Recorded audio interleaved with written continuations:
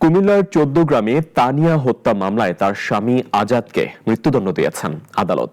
কুমিল্লার অতিরিক্ত জেলা ও দায়রা জজ পঞ্চম আদালতের বিচারক মোহাম্মদ সুলতান উদ্দিন প্রধান এ রায় ঘোষণা করেন।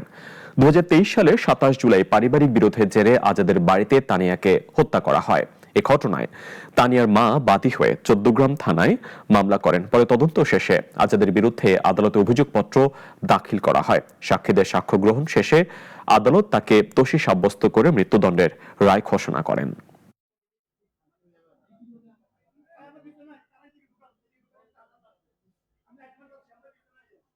আসামি আজাদকে ৩০২ ধারার অপরাধে দোষী সাব্যস্ত করে সর্বোচ্চ সাজা মৃত্যুদণ্ড প্রদান করেন এবং ৩০,০০০ টাকা অর্থদণ্ড প্রদান করেন এবং অনাদায়ে ৩ মাসের সশ্রম কারাদণ্ড প্রদান করেন।